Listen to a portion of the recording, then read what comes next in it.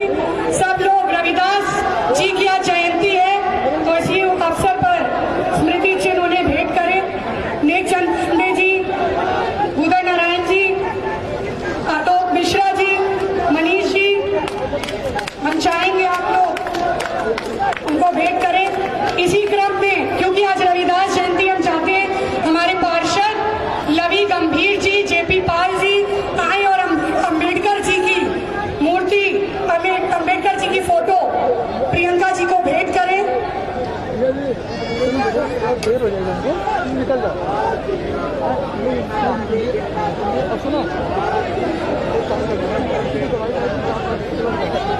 अब हम सबकी बेटी करिश्मा ठाकुर आदरणीय प्रियंका गांधी जी को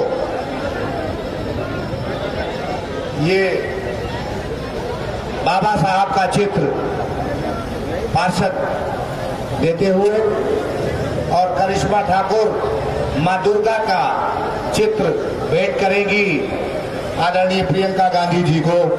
करिश्मा ठाकुर जी, प्रियंका गांधी, कांग्रेस पार्टी, कांग्रेस पार्टी। बहुत बहुत धन्यवाद। आदरणीय प्रियंका जी हमारे बीच में हैं। मंच पर सम्मानित सभी लोगों को मैं प्रणाम करती हूँ और मेरे सामने उपस्थित गोविंद नगर की पूजनीय जनता को, माताओं बहनों को, हमारे साथियों को मेरा प्रणाम है।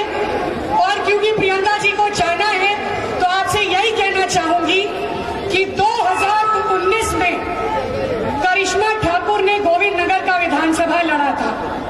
हमारे लिए ये क्षेत्र नया था, यहाँ के लोग नए थे, ये वार्ड नया था, लेकिन फिर भी आदरणीय प्रियंका गांधी जी ने जब एक बेटी को, एक महिला को गोविंद नगर का टिकट दिया तो यहाँ पर उपस्थित हमारी माताओं बहनों के आशीर्वाद से 20 दिन के अंदर 40,000 वोट प्राप्त करने का काम कांग्रेस पार्टी को गोविंद नगर के अंदर हुआ।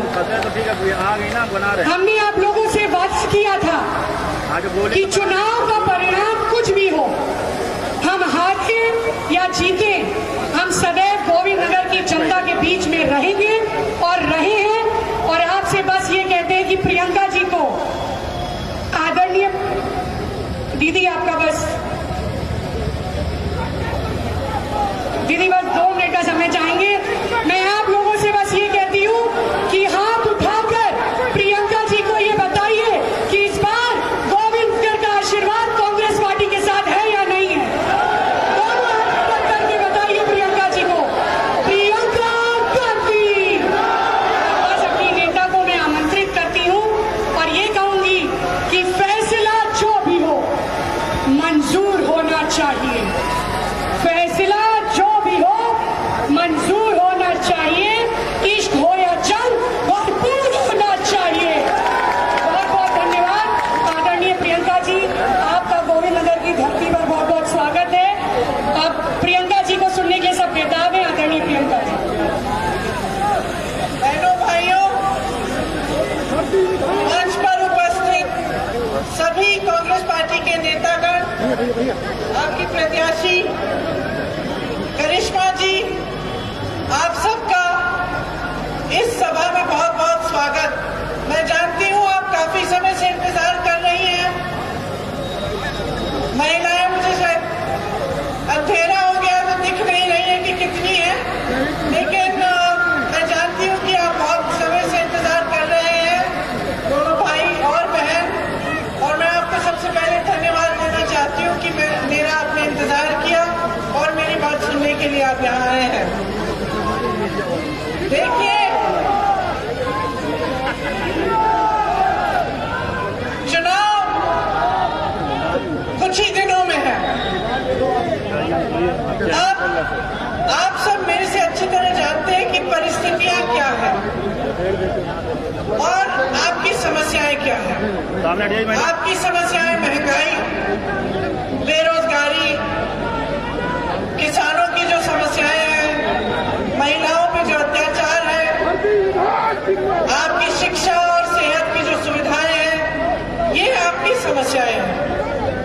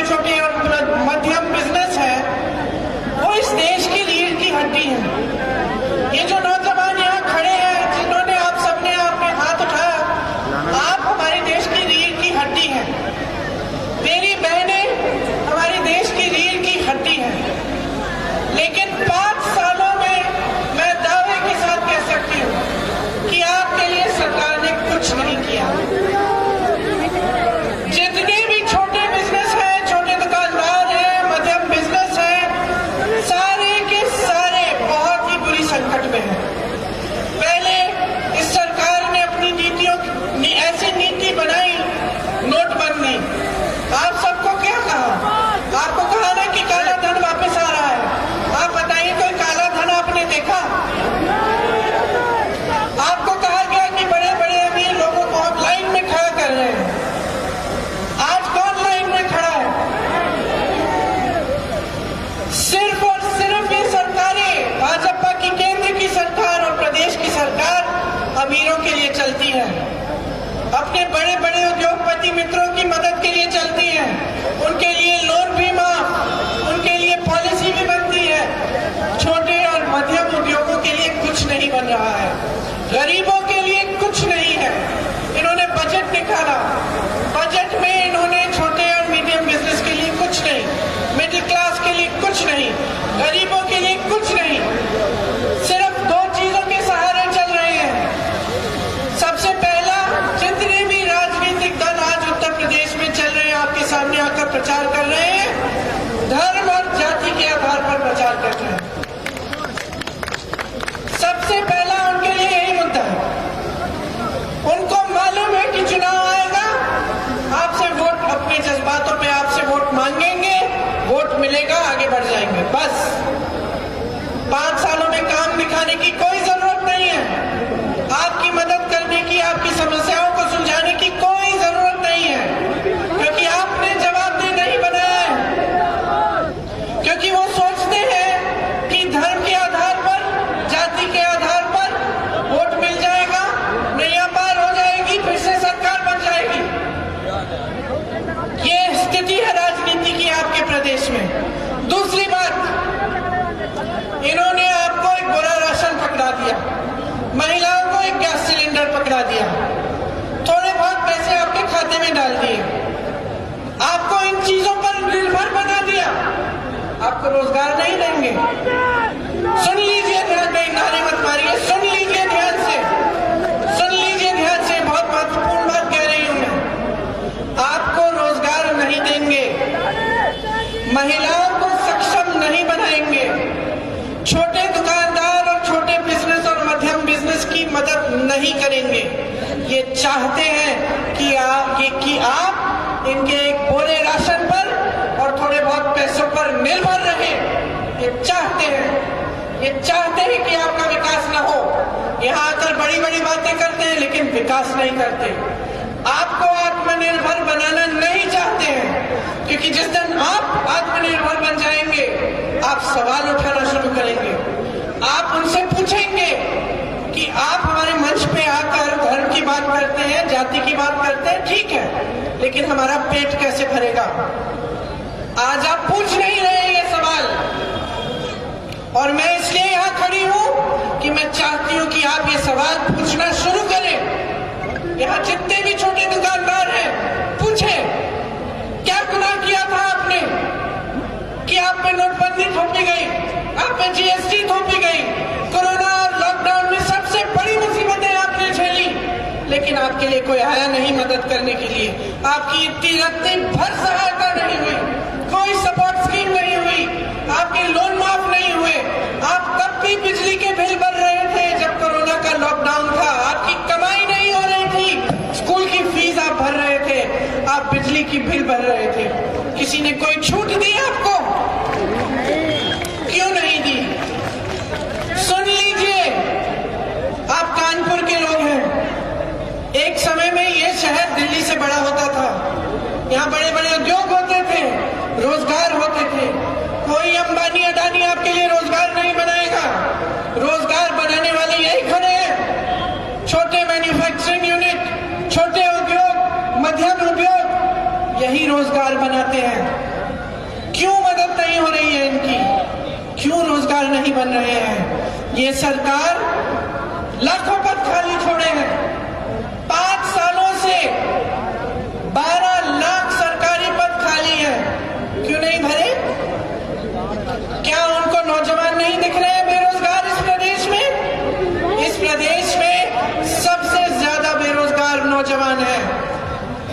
12 लाख खाली पद है। 5 सालों में मुख्यमंत्री जी ने, भाजपा की सरकार ने ये पद भरे नहीं। अब चुनाव है, कह रहे हैं हम रोजगार देंगे। अब चुनाव है, कह रहे हैं 1 सिलेंडर नहीं 2 मिलेंगे। अब चुनाव है तो महिलाएं याद आ गई। क्यों याद आई? क्योंकि हमने महिलाओं को सशक्त करने की बात की। हमने महिलाओं को कहा आप अपनी शक्ति बच्चों के लिए आप एक मजबूत भविष्य चाहते हैं ना। आज मैं रोड शो में थी, मैंने देखा एक महिला रो रही है, मैं उसके पास गई, उसकी 19 साल की बच्ची थी, वो इतना रोई कि उसकी आंख सूज गई, आंसू निकल नहीं पा रहे थे। थोड़े समय बाद मुझे लगा बेहोश हो जाएंगी। उन्होंने मुझे बोला कि 1.5 महीने पहले उनकी बेटी का बलात्कार हुआ है, उनकी बेटी को मार डाला है। कहती है मैं अपनी बेटी को बुला रही हूँ, मैं पुकारती हूँ, मेरी बेटी नहीं आती। मेरी आंखों में भी आंसू भरे, क्योंकि मेरी भी 19 साल की बेटी है, मैं भी माँ हूँ, मैं भी जानती हूँ कि अगर अपनी बेटी के साथ इस तरह से हो तो माँ पे क्या बीतेगी। लेकिन ये अकेली माँ नहीं है जिसपे ये बीत रहा है। मेरी गाड़ी के अंदर एक और माँ बैठी थी जिसके साथ यही हुआ, जिसकी बेटी का बलात्कार हुआ, जिसकी बेटी को जलील किया गया। वो चुनाव लड़ रही है, उसकी दूसरी बेटी चुनाव लड़ रही है न्याय के लिए, और वो भी अकेली नहीं है। इस तरह से बार बार मैं इतनी माओं से मिली हूं जिनकी बेटियों के साथ ये हो रहा है, और हर माँ मुझे कहती है कि ये सरकार मुझे मदद नहीं कर रही है। दीदी मुझे न्याय नहीं मिलेगा, मेरे लिए न्याय के लिए लड़ो दीदी। कोई नहीं सुन रहा है मेरी बात। मेरी बेटी को जलील किया जा रहा है, बेटी का बलात्कार किया, बेटी को मार डाला, फिर भी जलील कर रहे हो। ये हालत है प्रदेश की। और कहते हैं कि महिलाओं को एक गैस का सिलेंडर दे दो। एक गैस के सिलेंडर से क्या होगा? गैस भरने के पैसे नहीं है किसी के पास। महंगाई इतनी कर ली है इन लोगों ने कि लोगों की रोजी रोटी कमाना मुश्किल हो गया है। किसान रो रहा है। मैं ललितपुर गई, वहां किसान लाइन में खड़ा खाद मांगते हुए मर गया। उसके घर गई, उसकी विधवा ने मुझे कहा कि मैं क्या करूंगी, मेरी बेटियों का कौन देखभाल करेगा, कमाने वाला तो चले गया। क्यों खड़ा था उस लाइन में?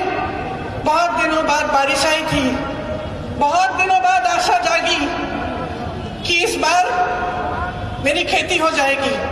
जाके खाद वितरण केंद्र में गया, लाइन में खड़ा हुआ, डर लगा कि मैं लाइन छोड़ दूंगा, घर जाऊंगा खाना खाने के लिए, पानी पीने के लिए, लाइन छोड़ दूंगा तो मुझे खाद नहीं मिलेगी, मैं फिर मेरी खेती नहीं होगी। क्या हुआ? वहीं पे दम तोड़ दिया। 2-3 दिन खड़े वहीं पे दम तोड़ दिया, खाद नहीं मिली उसे। किसान ने आंदोलन किया, किसान को कुचला गया।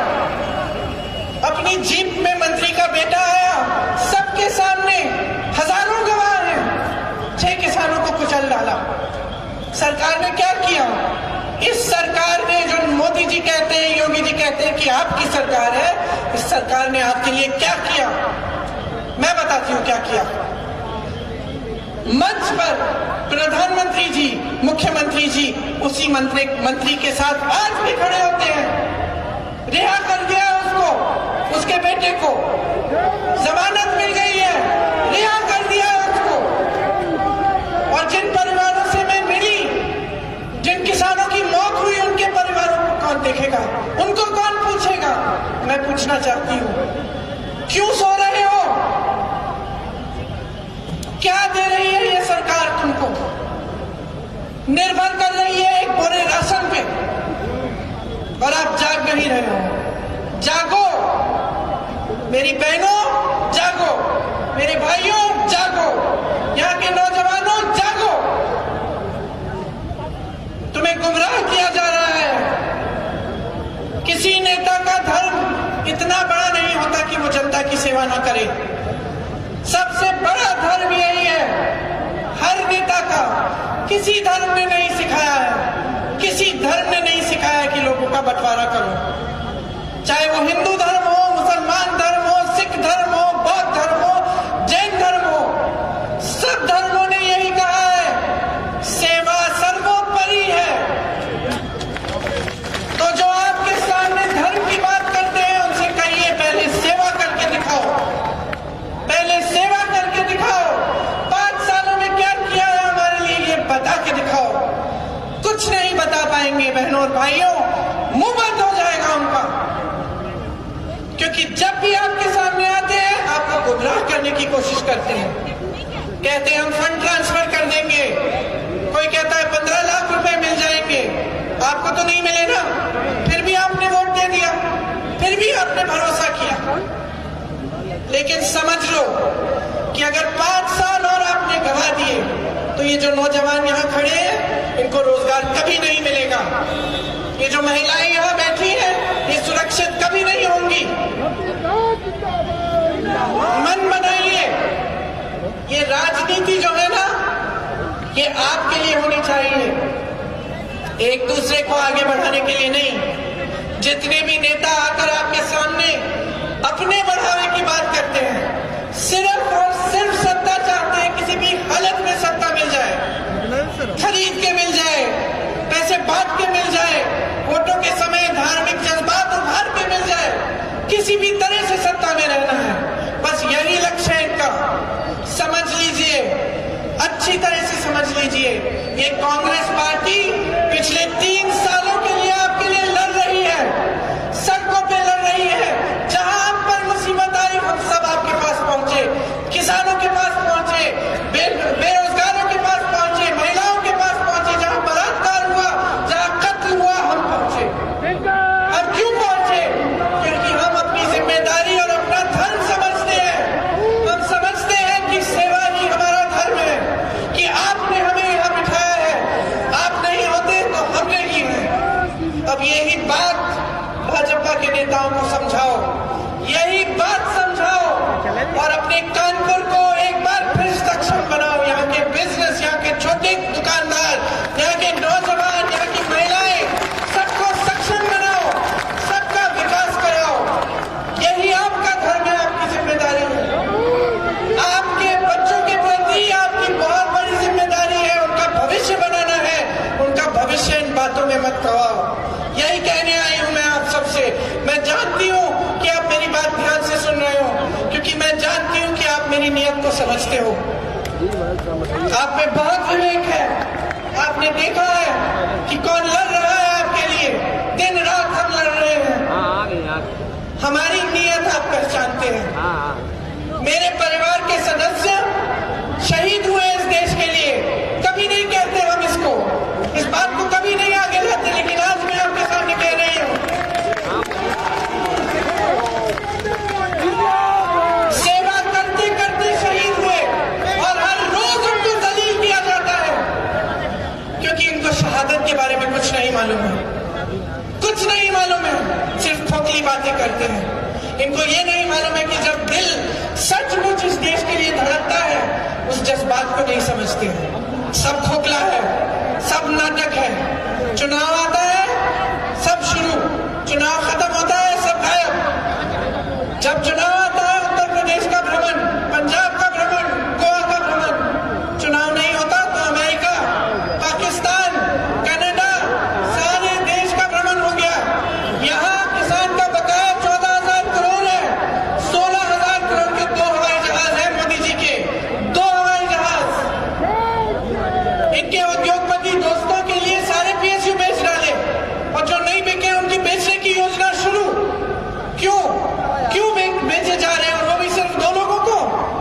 पूरे देश के बंदरगाह, पूरे देश के हवाई अड्डे, देश की सड़कें क्या बेचेंगे? कुछ छोड़ा ही नहीं। कहते कांग्रेस ने क्या बनाया? 70 साल से जो भी अगर कांग्रेस ने बनाया नहीं होता तो आप बेचते क्या?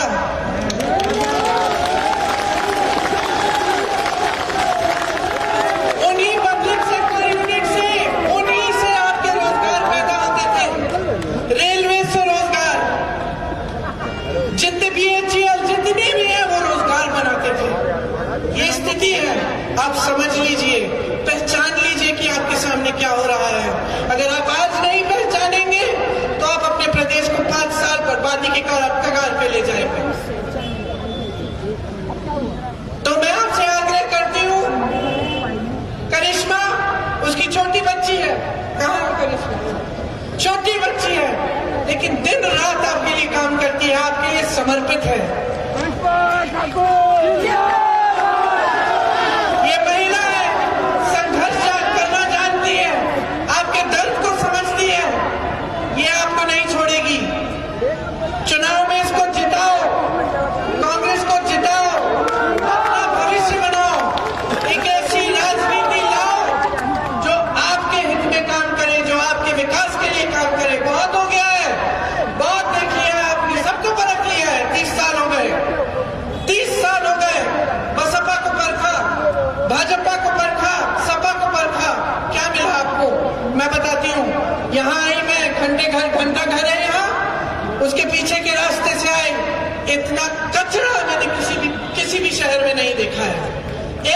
किलोमीटर सिर्फ कचरा ही कचरा। क्या ये है आपका भविष्य? समझ लीजिए, एक उज्जवल भविष्य है। इस प्रदेश में सब कुछ है, खेती है, खाद है, रोजगार, मतलब नौजवान है जो काबिल है, पढ़े लिखे नौजवान है जिनको रोजगार नहीं मिल रहा, महिलाएं हैं जो सशक्त है, हुनर है, कहीं पीतल बन रहा है, कहीं लेदर बनता है, कहीं कुछ और बन रहा है, सारा हुनर है, सब कुछ है इस प्रदेश में, बर्बाद हो रहा है।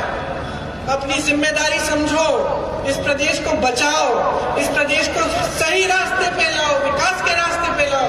चुनाव में कोई और बात नहीं होनी चाहिए, कोई और बात नहीं होनी चाहिए, सिर्फ विकास की बात, सिर्फ आपको कैसे आगे बढ़ाया जाएगा, आपके हित में कैसे काम किया जाएगा, बस यही मांगो हर नेता से। नहीं देगा तो खदेड़ दो उसको। ये शक्ति है तुम में, इस शक्ति को इस्तेमाल करो। यही कहने आई थी मैं। माफ करिए, थोड़ा सा मेरा भी जज्बात उभरा, क्योंकि पूरे दिन मैं कानपुर में हूँ, मैं देख रही हूँ कि कितनी समस्याएं हैं। मेरे पास जो महिला आई, मुझे बहुत दुख हुआ उससे मिलकर, और मैं आपको कहना चाहती हूँ कि बहुत हो गया है, बर्दाश्त के बाहर हो गया है। अपने प्रदेश को बदलिए, अपने देश को बदलिए, सही रास्ते पे लाइए, विकास कराइए अपना। आपने बहुत ध्यान से मेरी बातें सुनी, इसके लिए आपको बहुत बहुत धन्यवाद। जय हिंद, जय भारत, जय हिंद।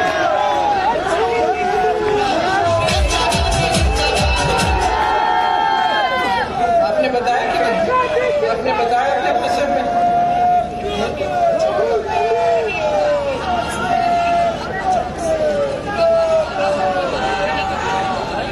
करिश्मा जी ने मुझे अभी बताया कि यहाँ पे 50 बस्तियां हैं जिनमें मालिकाना हक की बात बिल्कुल कोई नहीं कर रहा है। हम वो हक आपको देना चाहते हैं। हमारे 3 घोषणा पत्र हैं, एक युवाओं के लिए भर्ती विधान है, एक महिलाओं के लिए शक्ति विधान है, और एक तीसरा उन्नति विधान। इन तीनों घोषणा पत्र में हमने लिखा है कि हम किस तरह से विकास करना चाहते हैं। हमें नकारात्मक बातें नहीं करनी है, सकारात्मक बातें करनी है। इसमें जो भर्ती विधान है उसमें हमने नौजवानों को ये समझाया है कि जब हम कहते हैं कि हम 20 लाख रोजगार बनाएंगे तो कैसे बनाएंगे। हम चाहते हैं कि आप जाने कहां से आएंगे ये रोजगार, किस तरह से कोई नौजवान अपना बिजनेस शुरू करना चाहता है, हम उसे 5 लाख रुपए का लोन 1% ब्याज पे दिलवाएंगे, किस तरह से हम 12 लाख खाली पद भरेंगे, किस तरह से हम 8 लाख नए रोजगार बनवाएंगे, उसमें से 40% महिलाओं को मिलेंगे। महिलाओं की सशक्तिकरण के लिए क्या क्या करेंगे, उनकी सुरक्षा के लिए कितने प्रतिशत हम, पुलिस में 25% हम भर्तियां महिलाओं की करना चाहते हैं ताकि पुलिस स्टेशन में महिला मिले। आपकी सेहत के लिए हम अलग एक कमरा हर पीएच और हर हॉस्पिटल में जो ब्लॉक स्तर का अस्पताल है उसमें करवाना चाहते हैं, जहां पे आपको महिला डॉक्टर मिले। आपकी शिक्षा के लिए क्या करना चाहते हैं। नौजवानों के लिए जो भर्ती की इतनी बड़ी समस्या है, आप इतने इम्तिहान देते हो, बार बार रद्द होते हैं, पेपर लीक होता है, तमाम मुश्किलें आती हैं। ऐसे नौजवान हैं जो 4-5 साल इंतजार करते हैं भर्ती के लिए। हमने कहा है हम एक कैलेंडर बनाएंगे और उसके साथ एक कानून बनाएंगे। उस कैलेंडर में हर भर्ती का जिस दिन इम्तिहान है, जिस दिन रिजल्ट है, जिस दिन आपको भर्ती मिलेगी, 6 महीने से ज्यादा नहीं। और कानून बनाएंगे कि अगर किसी अधिकारी ने इसे रोकने की कोशिश की या इसमें बाधा डाली तो उसका सस्पेंशन होगा। इसी तरह से हम कानून बनाएंगे कि जब महिला पर अत्याचार हो, उसका अगर FIR उसके पक्ष में जो दर्ज करना है वो नहीं किया गया 10 दिनों में तो सस्पेंशन होगा। इस तरह की चीजें हैं हमारे घोषणा पत्र में, क्योंकि हम आपके बारे में सोच रहे हैं।